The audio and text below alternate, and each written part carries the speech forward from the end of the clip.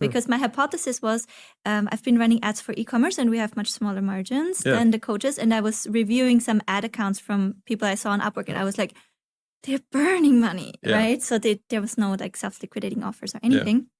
And so I wanted to, and they were growing groups with bridge pages. So they would pay $10 per group lead instead of kind of using the lead generation with the form.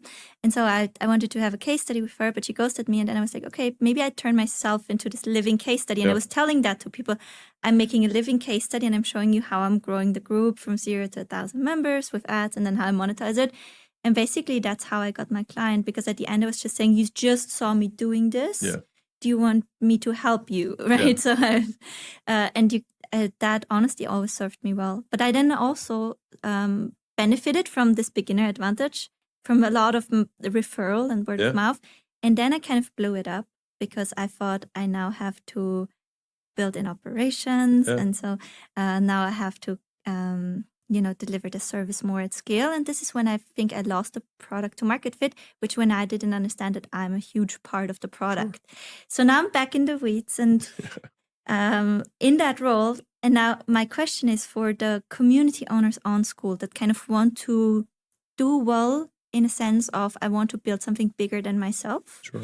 But I also don't want to kind of kill a part of product to market fit, which is always me. And the same goes for the Skool community, right? You are a big reason why there's so much value.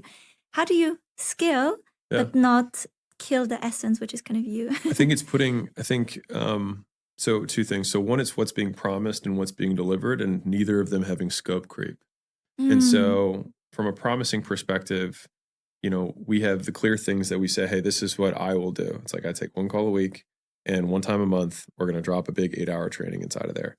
Beyond that, I don't do much inside of Skool. And that's because I have a lot of other stuff that I'm doing and I can't physically. I wish I could.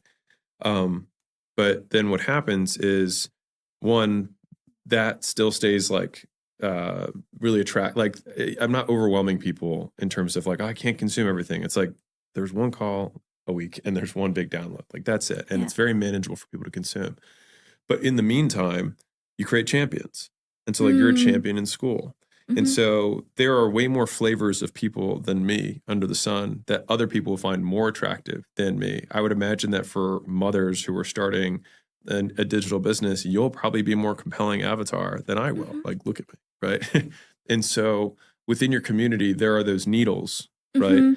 Or those slivers of people that can represent these tiny silos. And it's really just empowering them and giving them status within the community, pinning their posts, bringing them on, doing interviews with them so that they over time can shoulder some of that burden. And a lot of people will do that because they make money too and their status that's associated. And so I think that's fundamentally what we've tried to do with the Skool games was really have champions of the games. And it's I will bring people in, but I want it to be about them. Yeah.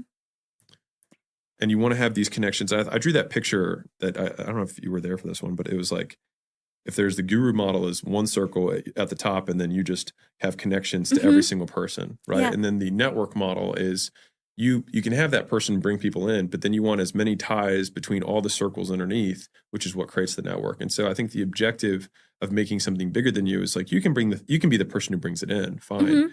But then eventually all of the activation should be geared around creating a true community or a network of people who give and exchange value with one another.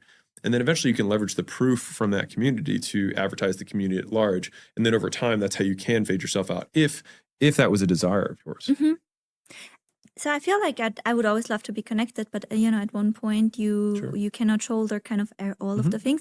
And I've tried to create some. So what works really well about the Skool community, right? There's aligned incentive structures, right? So I have benefit from posting a lot in the Skool community because it gives me exposure. It's aligned with what I'm trying to build. When I'm now thinking of my own community, I have tried to hire coaches and give them the opportunity to build their personal brand kind of within this alignment structure. And I also have, people who might have similar memberships who kind of want to position them as subject matter experts there. But I feel that the quality isn't there. Is it that you mean the people in your community don't make good enough stuff? That could be like, the those kind of leaders. And I do have engagement leaders who really help each other out. But for example, they might have a parenting membership actually. So I was wondering, is it that my personal brand isn't strong enough and that the opportunity that I'm offering is not big enough like it is in the Skool community? All right. So I want to make sure that I understand the question is that there's not enough people who are good in your community who can also add value to the community. The kind of value that they're looking for, which would be in the direction in which I can give advice. It might be a size thing and a time thing, which is that the bigger the community, it's just law of large numbers. Like if you have 1,000, I'm just using simple math. Like if you had 1,000 people, you're going to have less killers than 10,000, right? And also if you have a community that's 3 years old, you're going to have people who've leveled up and gained skills and have moved up. Versus one that's 6 months old. And I think it's probably the combination of those. I'll bet you time's actually a really big one. Yeah. The more you've helped people over a longer period of time, like it just takes time for people to learn skills. And if you're the one who's the champion of the community, you're often the person who learned the fastest. And so then people are like, I want to learn from you because you learned so quickly. And so you'll see rising stars. And I would say I would identify people by their rate of progress more than their absolute start. And so some people come in and they start here above other people, but they don't move. Yeah. Whereas some people can start low and then very quickly ramp up. Like I spend a disproportion of my time, even in the business here, when we have, teammates trying to find people who grow quickly and then pouring more into them. We care a lot less now about how people, it depends on what level we're hiring, but especially at the individual contributor level, we just want people who learn quickly. That makes a lot of sense. And so I think time and size. Time size, and maybe also finding ways to attract more people who are doing something similar than I do, right? Rather than, so kind of maybe even give